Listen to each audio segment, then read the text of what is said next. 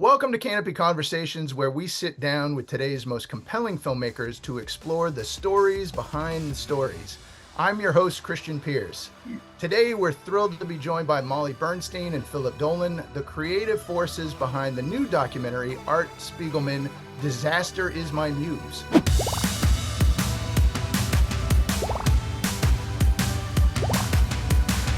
From mouse to modern myth-making, Art Spiegelman's life and work have challenged, provoked, and inspired generations, and Molly and Philip have captured it all with nuance and depth. We're so glad to have them here today. Molly and Philip, welcome. Thank you so much. It's wonderful to be here. As you likely know, Kanopy is available to many university students who are about to embark on their own careers. Since we rarely enter this industry from the same path, let's kick things off with a little origin story. How did each of you get into filmmaking, and what made you fall in love with documentaries in particular? And how did your paths end up crossing creatively? Long stories. Let's see. I was a history major as an undergraduate in New York City, and I was interested in film, and I apprenticed on a documentary as an assistant editor before I even really knew what editing was. It was a great documentary. And that led me to the latter. In the old days, you would learn editing as an apprentice, an assistant, and then an editor. And we were working in film. So it was a very different kind of process. It was more like shoemaking in a funny way. It was a physical job. Also, of course, intellectual storytelling. But anyway, so I worked for some time in editing and feature films as an assistant, and was lucky enough to work with Thelma Schoonmaker on a Martin Scorsese film called After Hours, and some other great directors like Arthur Penn, Melvin Van Peebles. And then I went back to graduate school and started, in order to broaden my horizons and to make, I was interested in making my own films. So I did that. And then I just ended up going more towards documentary because it was my interest, and also because there was one particular documentary when I finished graduate school that I really wanted to make about a magician named Ricky Jay. So that sort of was my first full-length film as a producer, director, editor. I have the same as her. No, I'm actually so Molly is an expert at editing, and that was her background. I was more on the producing side. So I was just always interested in film, and I knew some people in New York who were putting together a low budget feature film. And so I volunteered, having never been on a film set, really. And I ended up being the location scout for this film and doing the whole thing on my bicycle, like going back and forth over the Brooklyn Bridge and finding locations at the last minute. And it was really fascinating. And I really liked production, the behind the scenes and interacting with the world. And then I ended up doing that. I production managed some horror films, and then I ended up producing commercials, and then I fell into producing rap music videos. And I did that kind of intensively while going to Columbia Film School, the same as Molly. And so that was kind of where I cut my teeth as a producer. And we actually met just walking down the street once after film school. Um, and then as far as documentary is concerned, Molly really got me into that because she was a veteran documentary person. I wasn't so much, though. Looking back on it, it is where kind of my interests lie. I'm also a history major, and we really like to research and to tell stories and to observe. And I was working in an ad agency, and I ended up starting a company doing documentary style films for companies. This is right when the internet was taking off. So environmental organizations, universities, and the arts. And so that's kind of, we combined doing those films with doing our documentary films. And, documentary, one of the things we love about it is it's a smaller scale. So it's just the two of us plus our core crew. so it's never hundreds of people. It's maybe 12 or 15 people working on a project. And so it's worked out very well. Yeah, it's great to hear. There are Uh, many inlets into the world of film, especially as a career path. And it's amazing how unique each story has been as we have these conversations with working filmmakers and actors. So I definitely appreciate hearing that. And I'm sure our the real lesson here for our students is that there's no one way in. There's just so many different paths. I started in photography and then worked over, in asset management, and then ultimately, got into more on the television side of things. So before ending up at Kanopy in streaming. So it's a varied career, and it definitely appreciating to hear the unique approach because documentary is such a unique facet of this industry that I think some, especially students, don't appreciate as an avenue in. So I'm really excited to hear that. With and that, go I was ahead. just No, go going to ahead. say to that point, the business is always changing in general. So there are no rules, and then there are no rules for those lack of rules. It's always changing, and we've watched the documentary space explode just in the past few years, where now it's everywhere, and it's huge in a way it wasn't before. So and also the technology is constantly changing. You've got to be on top of that for the students, and yeah, it's great. It's Yeah, I mean, and you're exciting learning time. every day. I mean, Molly, you mentioned the fact that you started editing, with tactile film stock. Today it's nonlinear editing, and let's be honest, some folks can edit, whole short films or even feature films with the ability of a laptop and a phone. So it's a No, it's different animal than it was when I entered, and certainly different than when you entered the industry. So to all our students out there, keep your chin up. Find a way in somehow, and let your creative voice be heard and seen is really the lesson to learn. As a former teacher and instructor, I always like to Yeah, relay that to our student listeners. Uh, absolutely. Now let's talk about your most recent film. What inspired you to focus your latest documentary on Art Spiegelman? Was there a particular moment or story that made you say, this needs to be a film? Well, in keeping with what we were just discussing, every film is different, and so and they come about in different ways. And so this one came about simply because we knew Ricky Jay from the film that Molly directed, Deceptive Practice.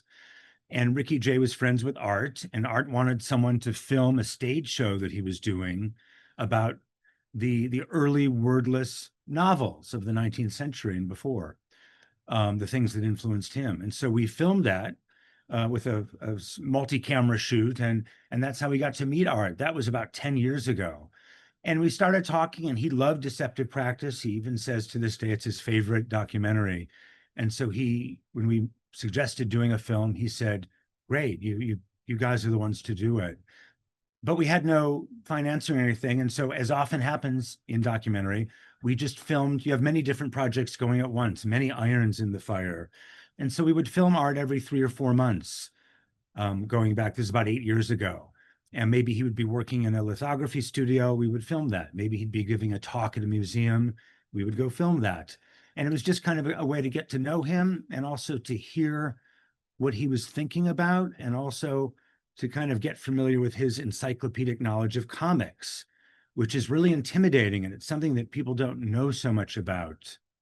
including us when We, we right. started. We didn't know anything about it. So every word that comes out of Art's mouth is a reference to an old comic from the 20s or the 30s, or an underground comic. And so we had to write all that stuff down and read it all. And so we kind of became immersed in that world. And then, make a long story short, COVID came, his book was banned in Tennessee, and then a lot of interest came onto him and our film. And that's when we were able to get funding and work. So we worked on it for about 2.5 years full time, after being sporadic for about 5 years. And again, during COVID, we didn't do much except we filmed all of his Zoom talks.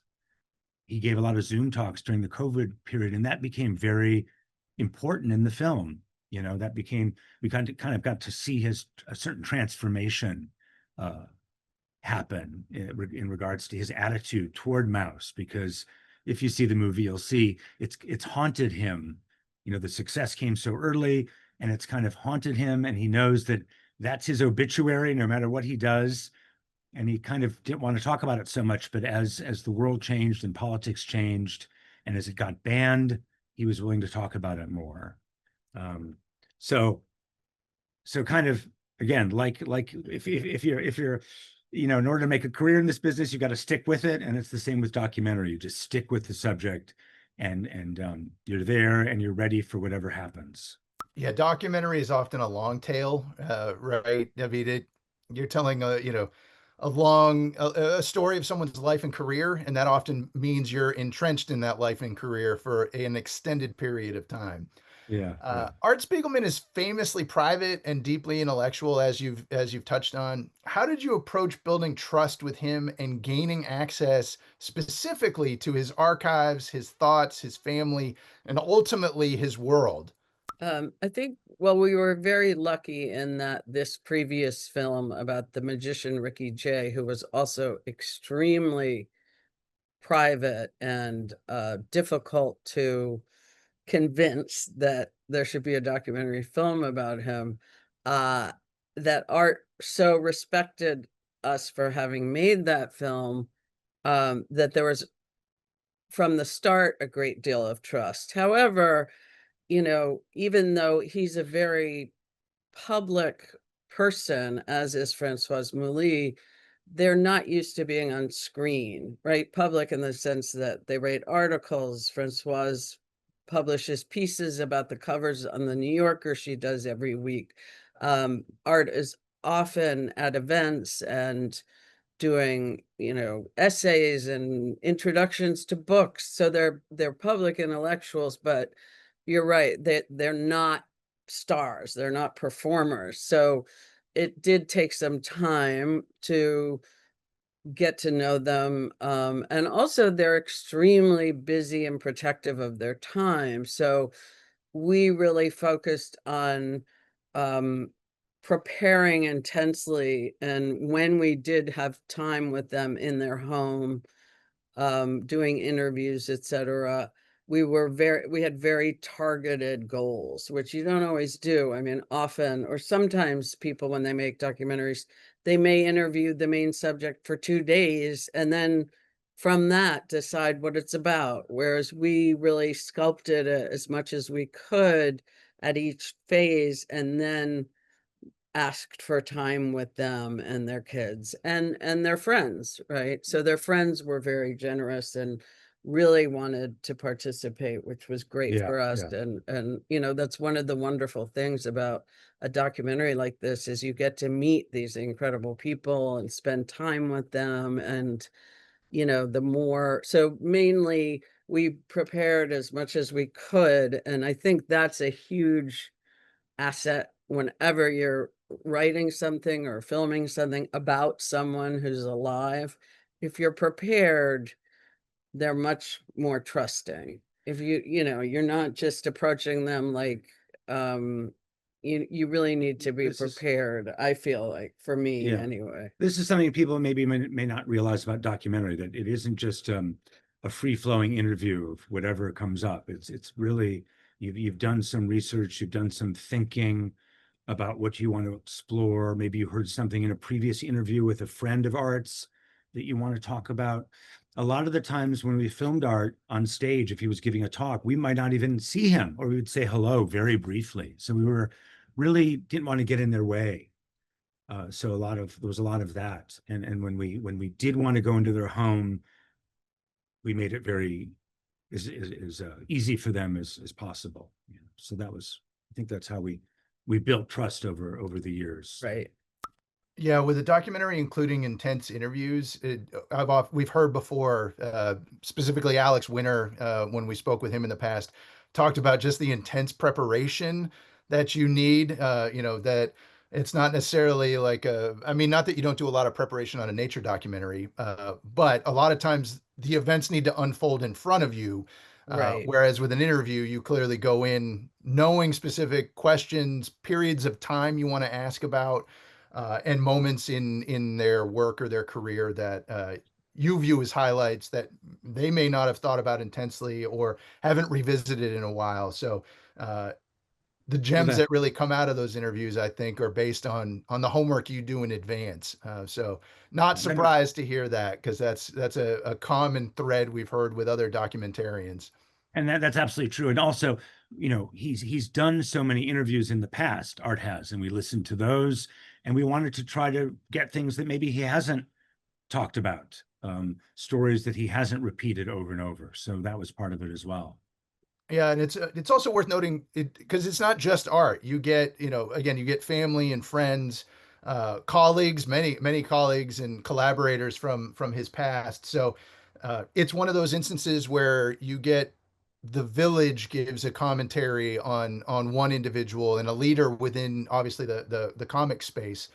That varied perspectives, I think, give you a fuller and grander picture of the man and the mission behind much of that work.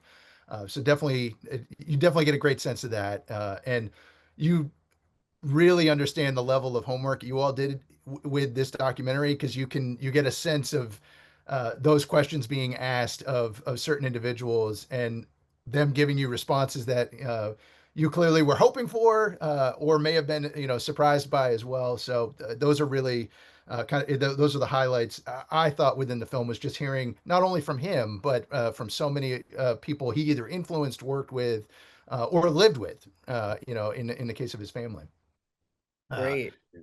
on Great. on that, this documentary weaves together Spiegelman's personal history, politics, and the evolution of comics as a medium. How did you balance those elements to tell a cohesive and emotionally compelling story? Because there's a lot there. I would Well, say with great difficulty. that's the answer. We always used to joke as we started this film. We realized that we had to have three majors. We had to major in the history of comics, as I mentioned before. We had to major in the history of art's life, which is very complicated, and it's not all in the film. And we also had to major in the Holocaust and how it had been portrayed in films and artworks. And so that was those were like our themes, but it was very much like the weaving. We often say that documentary is like weaving, but we really had to weave these different stories together, and we had to make sure that the audience had enough information about comics. For instance, we had to kind of tell them the history of comics and show how it was important to art's life, and we had to kind of build knowledge that way. You're kind of feeding the audience information as they need it, and then switching over to maybe another storyline, and then coming back. So that was the challenge of the film, and that's kind of the beauty of the film if we look at it now. And I think also the way we structured the film mirrors to some extent art's work, right? Because art has this extraordinary ability to mix personal history with world history in his work. And so that was really our challenge, was whenever we were showing a historical comic, it needed to be in connection to art's life, right? But we still needed to give enough background and overview for people who really don't know about comics to be able to follow and understand why we were bringing these things in. So it was quite challenging. Um, but I think it really was modeled to some extent, perhaps not consciously from the start, but by art's ability to fuse those things. And that's part of what's so moving about his work. Yeah, so much of his work is, you can tell it's him processing an event, whether it's from his past or current events in the news. So as a viewer, and I'll admit, I did not have an extensive background in comics. I knew art from his work, interestingly enough, from the Garbage Pail Kids series. So that's how I knew art's work, Yeah. as a former collector of those trading cards as a kid. So when I saw those appear in the documentary, I was like, oh wow, I know exactly his work, and and it definitely influenced me creatively as a kid, and many of my friends. We traded back and forth. So Uh, I will say the history of comics, and we experience it the same here at Canopy. So many of us are cinephiles and deep cinephiles. We know from the Lumiere brothers up to, Anora, right? Like we know the history of cinema from the very, Edison experiments all the way up to, current award winners. But that's not everybody's movie experience. Uh, to your credit, you definitely were able to relay that information in an informative without it being, incredibly challenging. I got a sense of his real role within the comic sphere and world, and just how many folks, especially other working comics or comic artists, how he impacted them so definitively and impactfully throughout their careers. It's a stupendous thread throughout the film as you track his work from the early days, ultimately to Mouse, and then in a post Mouse movement, and what he's done since with the New Yorker covers, etc. So there's can you talk for just a minute? What were his archives like? I mean, as someone who's had to dig into like the Academy, Oh, archives and the photos and the, lobby cards and posters. What's it like navigating his? How organized was he? How what condition were those in? I'd love to hear. yeah. I was just going to say before, like so many people react to the Garbage Pail Kids and the wacky packages. That's been a really interesting for us just to see how many people love those and were inspired and had no idea that art was behind them. And that's part of it's very much like Mad Magazine. It's very subversive that these San Francisco hippies got to infiltrate the homes, of America at that age. But In terms of archive, archive, one lucky thing is that he did a book some years ago with Hilary Chute, who's a scholar of comics, who's in the film, called MetaMouse, where they collected a huge amount of archival materials that went into the making of Mouse and included personal materials. And they're in the process of doing a new version of that. yeah, A new edition is coming out soon. The publisher is doing that. So there was a huge Google Drive with a lot of that material on it that we were able to access. So that was a huge help. And then Art gave us access to a lot of his material. But as he says in the film, piles aren't the same thing as archives. So, there's just so much material.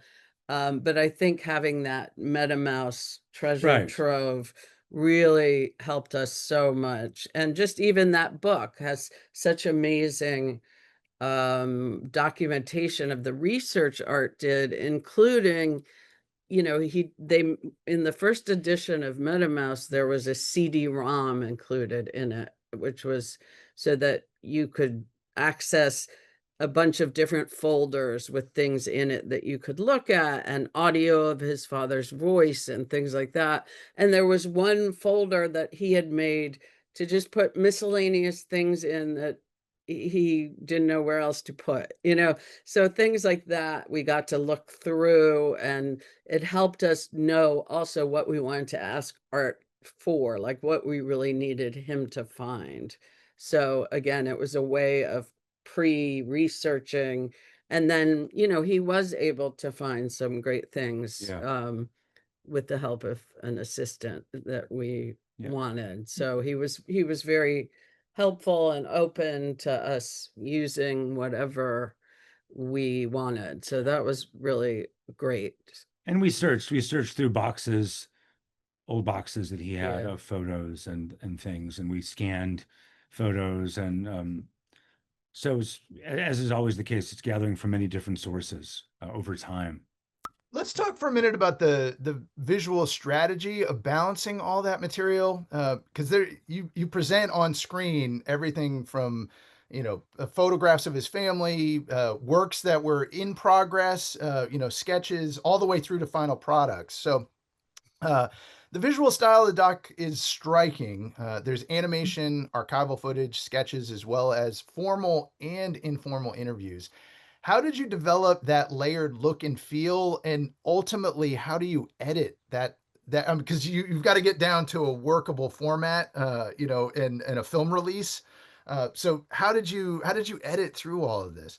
It's a good I don't question. I mean, remember. No, it was, in this case, I mean, in generally the way we work, editing is really where we write the film, right? So we're constantly experimenting with structures, the certain things from certain interviews we'll know we want in the film.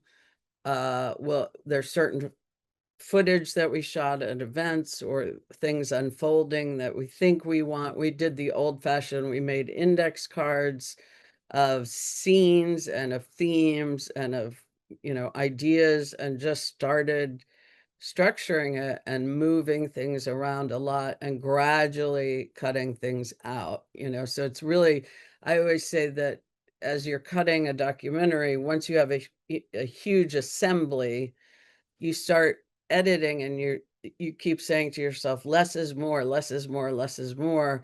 And then you finally get to the point where it's like, oh, wait, no, more is more. And so then you sort of know you're over the hump, and then you can add back in a few things once you've sort of really achieved the story you want to tell. So it's a really complicated process, and we got feedback, which is really important, right? Fresh viewers, and it's just a slow process. It's like writing a book, or yeah. it's really figuring out the structure is the hardest part. Or like painting as well. You put layers on. So Right. so you put a bunch of images in an area, and then you realize it's too many, and you take some away, and then you focus on the moves on those images. What part of the image do you want to accentuate? And a big thing was showing the comics, the animations, and that was probably one of the most challenging parts because although art had not much to do with the story of the film, he was really adamant about not creating animations out of the comics, and not being too quick cutty with the comics. Uh, That I yeah, Yeah, that was his one yeah, stipulation to yeah, agreeing to do it, as long as we didn't, and as it's long as he could have input in how his actual artwork was and presented. Yeah, and I often Yeah. say he was kind of like Fred Astaire. So if you know when Fred Astaire was shot dancing, it had to be the whole frame of him dancing in the whole frame, no cuts to close-ups of his feet or anything like that. And so art is similar. Like he wanted us to see the whole comics page, the whole panel. He didn't want us to, a lot of times people do fancy things with comics. They might separate the character from the background and they might move around. And so we didn't do that. And so that slowed everything down. We wanted people to be able to, in some ways, uh, duplicate the experience of reading the comic, although you can't really do that in a film, but to be slow so that people could see it, focus on it, follow. And that kind of slowed down the pacing of the whole film, actually. So, In a good in a way. I good way, mean, in a good way. we realized very quickly that he knew what he was talking Yeah, about yeah. in terms of how people perceive comics. And also, his comics in particular, they're so complex and sophisticated, and a lot of it has to do with the way a page is structured and the way, when you turn a page from one to the next, and within each frame there's just a huge amount of design and detail. So we really wanted to showcase that, as opposed to turning it into something more filmy, animation-y, if that makes sense. Yeah. And to Yeah. try to convey some of the complexity of his comics, for people watching who might read Mouse who haven't, one thing you notice is every page is a story. Every single page has a beginning, middle, and end. And so that's just fascinating to see, to see the complexity of it. And really masterful. Yeah. I mean, I think that's why he's had such a huge influence on so many artists. Yeah, throughout the film, you appreciate the format of comics, especially in the way that you present it. So their scholars speak during the course of the documentary about the way that he would frame certain things and would play with that frame. So Okay. instead of having a closed box, would have an open box. Sometimes the layers would overlap, and that relate a different kind of message than just a straight quadrants or a grid type format, because his page is, to your point, each is tells its own story, along is a layer within the much grander story as well. So And also specifically in Mouse, he really layers past and present, right? So the past is always coming through the present in that book, which is a huge point that he's making, right? About, the I think he quotes, who is it, the famous quote of history, the past is not It's over. not dead, it's not even past. Right, it's not even past. Faulkner. Faulkner, right. Although, So yeah, anyway.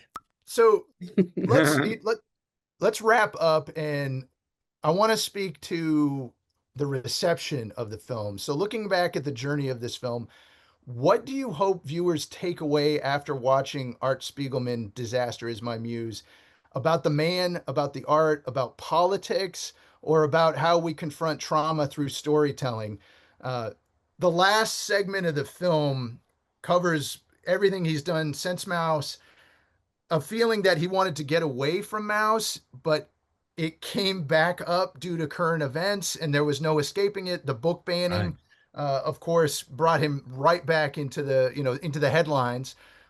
So, what's your hope that a viewer comes away with, either a better understanding of him, his influence, history? Would love to hear from the filmmakers and what you hope we walk away with.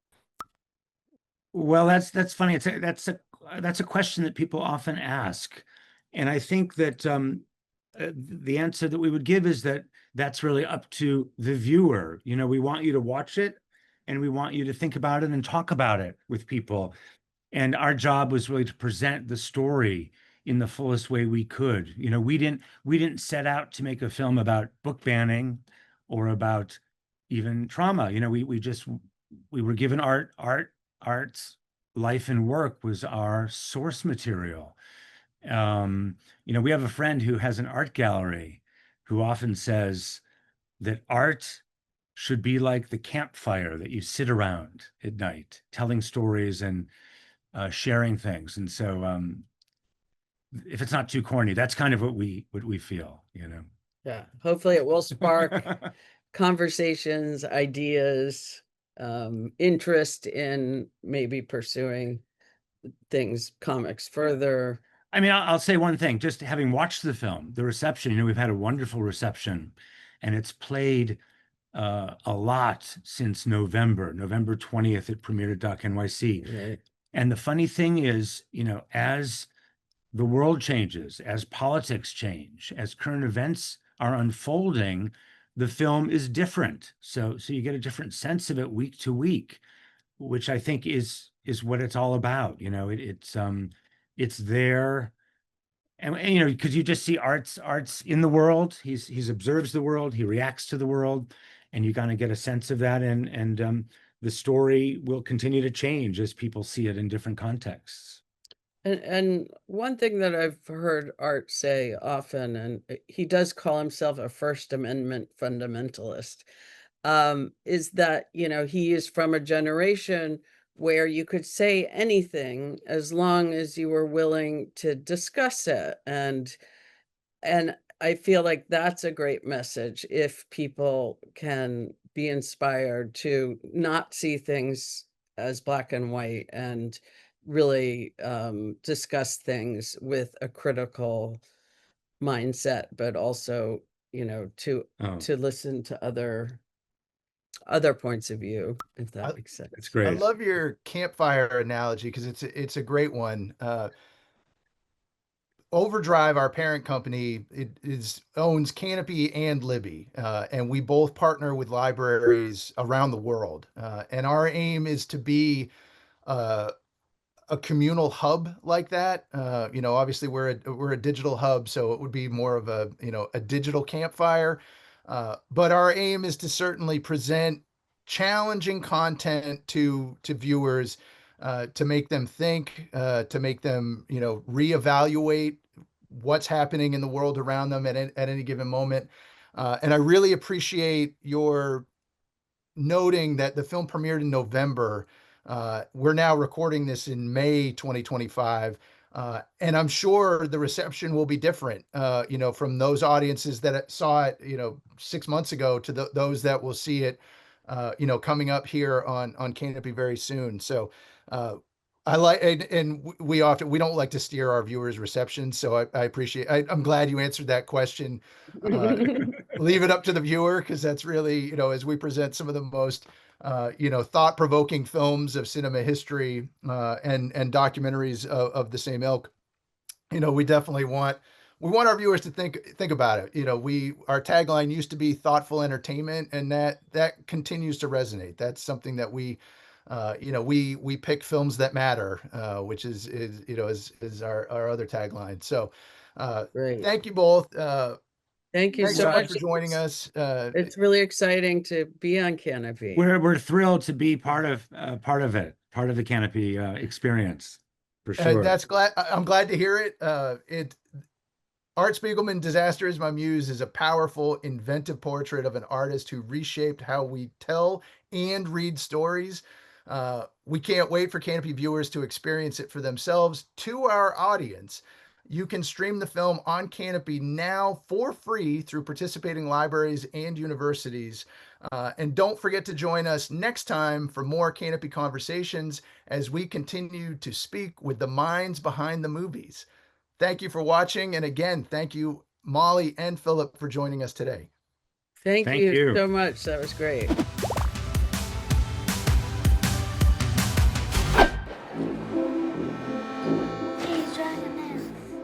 Art Spiegelman is the guy that reinvented comics as a medium that people took seriously. The thing that amazed me about Mouse was the audacity. Thank you so much. Something I've read so many times over the years. I can't thank you enough. It is drawn as if you took a pen and put it in the heart, and the heart drew this. I was absolutely floored at what you could do with a comic. Everything I know, I learned from comic books. I learned how to read from looking at Batman and trying to figure out whether he was a good guy or a bad guy. And ethics, aesthetics, and everything else from Mad Magazine. The thread that ties most underground comics together is transgression. By showing stuff you're not supposed to show, you're robbing it of its power. I didn't understand how someone could be so intimate on paper, and that blew my mind.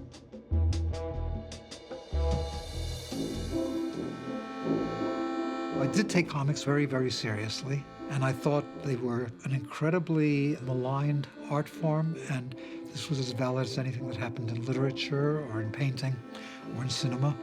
He opened up a door that a lot of us went through. Art always seems to be standing at this point in these histories. Man, did that get people upset. That was the one that really did it. Growing backlash over a Tennessee school board's decision to ban a Pulitzer Prize-winning book about the Holocaust. It is a work that has not lost any relevance in the nearly 40 years since it was first read. Thank you all, and see you in the funny papers.